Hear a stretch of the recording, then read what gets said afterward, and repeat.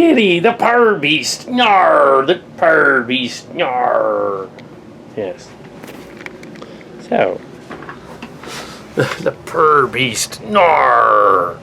He's of the adorable cuteness. Let's destroy the world. Save them all. Whatever cuteness.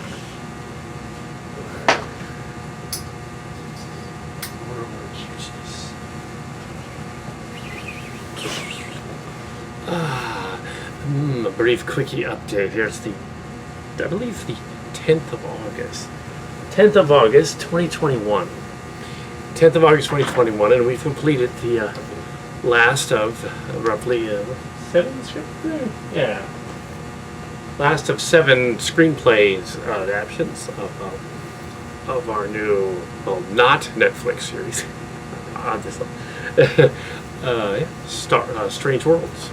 So, completed. I wanted to do that before we did that with the scripts. Mark Scars was only a creative consultant on them, because although there isn't technically a quarantine with the Delta variants and the other viruses anymore, they can't be here all the time. So we also made contact with the STO guy and the other star from the Lucky the Clerks story. The two of them. Oh, not the third one. I saw a third one, but didn't make contact. Here's the old poster, preliminary poster with the it's going to be changed. The poster. This is a very early thing here. There wasn't even a script yet when this was done, so it's got some errors. Early. Yes. Yes. It turns out the rumors were true that we were using, in a sense, the David Gerrold script, Escape from the Planet of the Tribbles from 2016. It's now 5 years later. It's now the 55th anniversary of Star Trek coming up in September, and this is a spiritual sequel to Starship Chimera.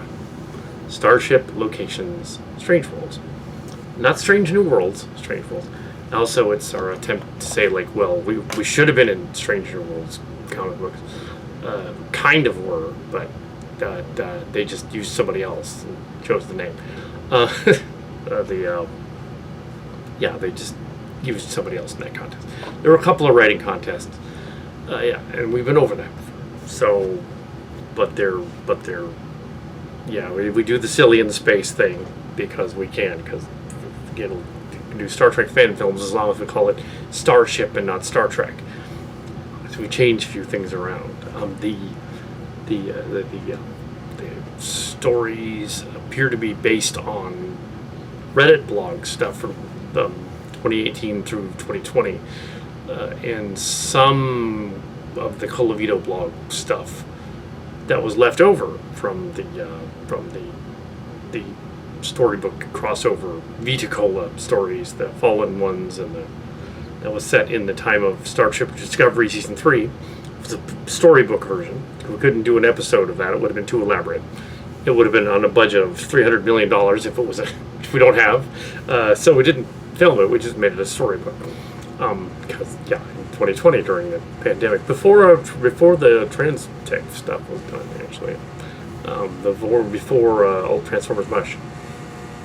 And then there was a Starcrackers version called Maelstrom, in which we just sort of took the Maelstrom elements we weren't going to use and put them in it and rewrote the Fallen One so it was called the Maelstrom, and set it in 2560, even though it's not Star Trek. It's Star Trek meets Silly Trek meets Star Trek for Vanguards, basically meeting Star Trek for fun. It wasn't canon. But it's the Fallen Ones again, but with more edits. So that it's nothing like the Fallen Ones. Originally, what we'd done is we took the most intense blogs from the time period about space giants and religions and stuff like that, and we made the Paul Vito thing. Couldn't use his articles, So we couldn't use his articles, obviously, but we could use the commentary. Commentary got worse and worse and worse, and so there were a couple episodes where the commentary was actually horrible, and it was these two meltdowns they had on there in early 2020, in March or so, and we thought that would be great as a story in Silly Track. How do we rewrite that to make it a Silly Track? Because it's funny. It's so over the top and funny. Went back and also got the Mike Stauskaloska, Rich Evans, Red Letter Media Reddit discussion on Star Trek Galaxy as a story, and also the not the fall of Channel Awesome, but the fall of Channel Awesome, which changed the channel, the Critical Vitriol cinematic Venom story, in which they fell, not the Channel Awesome, the people trying to go after them that weren't the Xers. That also could be a story. So we had all these weird ideas, like, well, how do you do a blog? Turn a blog, a Star Trek story. It's kind of a weird idea, and it is a weird idea. But they've successfully rewritten successfully rewritten the story, so they are Cillian stories instead. There's a lot of stories on a planet dealing with, or on a spaceship dealing with, kind of a similar theme. So so this thing with the ship and the planet being a similar theme, basically making fun of the meta idea of them reviewing the Picard show. One of them is a Picard show Reddit, reviewing the Picard show, and then reviewing Lower Decks. We couldn't do much with the Lower Decks one, because Lower Decks was, how do you visualize something that already is practically Silly Track? You can't. So we interspersed that throughout the angry blog story of the Cola Vito thing, which we renamed Vita Cola and changed all the names, and made it about Koloth and Cyrano Jones from the alternate timeline, from this timeline that was created at the beginning of the story, arguing about aliens, blogs, and religion and things. But also the crew being affected by aliens that were making them relive stories and shows they liked. Because we turned the Silly Trek, in order to do a new Silly Trek, we wanted to turn the idea on its head about that, but also to make the Cillian known. So what might lead to eventually a planet like the planet in the Fallen Ones. We get to see what it's like 700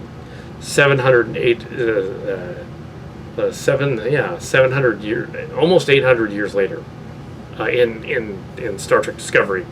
We see this Fallen Ones planet, and where these aliens ended up on this other planet, and they built a society based on these illusionary things, and on Vita Cola and everything, and on Locarno and all the crew, and the TMS, the Marshall Sportius people as well. So Zaltine shows up, Tomat shows up in that book.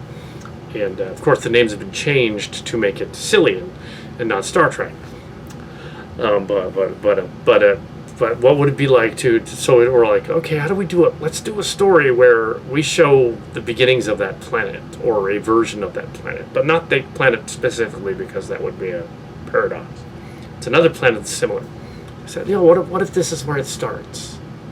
780 some years earlier, in 2402.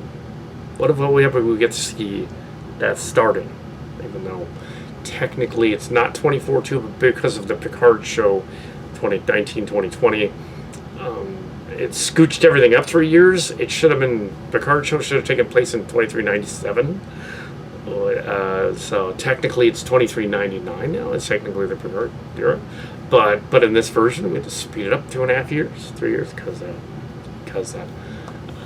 so it's 2024 by their reckoning, not 2021, even though it's 2021 now. So it's a slightly altered timeline. Clearly the Picard show is an altered timeline. We have stuff like Riker having kids, which does not make sense. Riker boy having kids in their late 50s, early 60s, that's a little off. But we have fun with some of that as well in the story. We're going to give away a lot of stuff, but Silly Trek space, let it be known that the people that were dead can be alive again. because so we decided to turn that on its head and say like, okay, well, Thaddeus died, and Riker's son died of the space disease, silicon disease, narcosis disease, which doesn't make any sense. And the only way that makes sense is if Riker and Troy didn't actually have kids. Their children are androids. Both of them are androids, but really sophisticated, like really super advanced ones. And Thaddeus caught an android disease. He's going to die. And they die, but they couldn't go to the android planet, even though you think Riker would figure out a way. He's Riker. Go anyway. But in this version, we redeem Thaddeus Riker. There's an episode, a couple episodes near the end that redeem Thaddeus Riker. It's not central to the story, so I can give that away. That Thaddeus, the son, who would be in his late teens, early 20s, appears having been revived by the Silly Trek universe. He appeared there with Lucky's soul and everything. So does Lucky have a soul? Is he Lucky Clark, who is Picard? Is he? And Sam Clark appears too. So, his wife in this universe. He married his husband. He married Sam Clark. He married Clark from the Silly Trek. Because in this universe, it's different. We also he appears after the discussion with the Clark show. He appears. So there's weird other stuff going on. It's not really a spoilery discussion. It's just sort of what's going on. It's weird having the different meta aspects of this universe being like the bluegills are involved, the aliens are involved. Yes, David Gerrold's Tribble story is involved, but we have heavily rewritten it so that it's not his story. It just has some of his ideas. It has the idea of there being a giant Tribble. It has the idea of there being a bunch of Tribbles on the planet. It has the idea of them being vicious, controlled by something. The logical turn of events there is the bluegills, the neuropathic aliens, which are kind of like Trill hosts. So we decided to go there in this version. The last one in Chimera, we were like, V'ger is like the Borg, and they're related because the Borg visited V'ger. Yeah, Roddenberry joked about that. But in this one, the DS9 people joked, well, maybe those symbiotes are actually renegade Trill, the host that took off, and the Trill are I would explain why that one Trill with their first meet Trills in the Next Generation looks different than all the other Trills ever since. It's the makeup, but we'll say they look different anyway. But yeah, so apparently the bluegills are Trill. So anyway, so I'm not going to give away anything else. But we'll update you more on other stuff's coming out whenever the trailer comes out. I don't think that we will be actually releasing a film by September. It's probably too soon, but a teaser trailer might be able to pull it off. But yeah, it will be out. We will have the Tribble will be out. And no, it won't cost anything because it's entirely there's no Kickstarter. They're just we built the models and the ships. We shoestring budget. Will look a little different. The ships are awesome looking. I'll have to show them off later. It's two ships. There's also a ship that we built for the bio ship that we built for the other ship. But use it in this one too, I guess. Also, we will be using some of the props or the visual props from there's a Transformer station that we used a bunch of times. We're going to use that for the Bright House station in the other story because we have footage of it, so we'll just use it. Yeah, we'll just reuse footage from that. It's high def, it's fine. We're not building a station for this. We're not building planets for this. Yeah, so it'll be very by the numbers thing. But it's cool that we're back. Chimera is back. There's a 7-part series. The 4 last of which are technically 2-parters because we have the Clark one where they go to Freaky Loud, and that's a 2-parter. And then we have the one where they go to Aldania, and that's the finale. So in between we have other ones that they do. We have we have the Great Trifle Hunt, The Great Tribble Hunt. Based on the story, based on the Planet of Tribbles based on Escape from the Planet of Tribbles by David Gerald, and The Great Tribble Hunt by Kal Kat. Yeah, so it's a two-part cinematic vitriol, and that's the one when they're on the space station that resembles the lighthouse station in TMS. It's the first one. We found Lighthouse 2 in TMS, The Wars with the Martian Sportiest. This is the first one. They go back. We've never seen the first one, so we get to see the first one. It's been taken over by the bluegills, and people from the alien planet that can make things happen over and over again. They're in there, and follow change channel,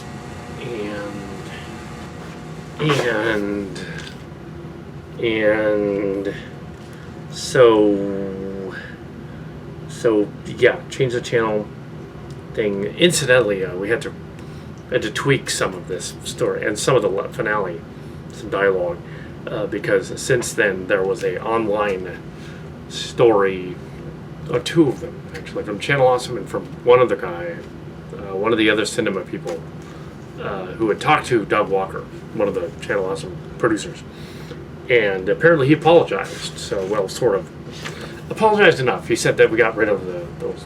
We can't talk about the people that we had to fire, but yeah, we had to fire over there at Channel Awesome. So they fired the bad guy that they were all complaining about. The other guy was already gone, and all of that's resolved, and they've moved to another studio, and it's smaller.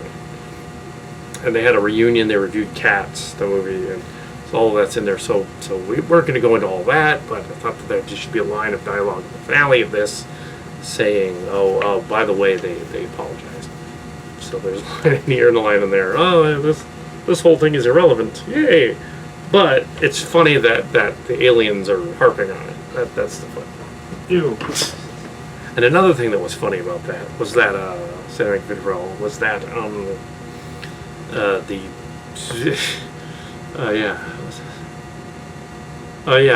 Kal Kat appeared on Cinematic Venom's podcast by accident. He wasn't supposed to do that, and include me because they didn't ask me. So we told him to take it down, and he complained and put up a thing saying, "Oh, people were complaining about the music." It's like, no, they weren't. They were complaining about them putting you in your thing, and we had nothing to do with Channel Awesome. We visited them, but we had nothing to do with them. We saw them at a convention. We subscribe to them. That doesn't mean we're part of the conspiracy or whatever the heck they're on about.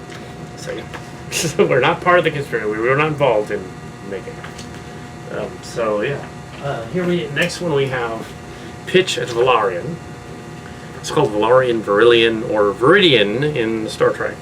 They go to the planet Viridian and find a crashed saucer section of the Enterprise D. This is the Mike Stanislaus Rich Evans Galaxy story. It's not really. It's our version of it. It's the Reddit version too. But I'm going to give them credit. I'll give them credit. They're Red Letter Media gets credit. Stanislaus Rich Evans.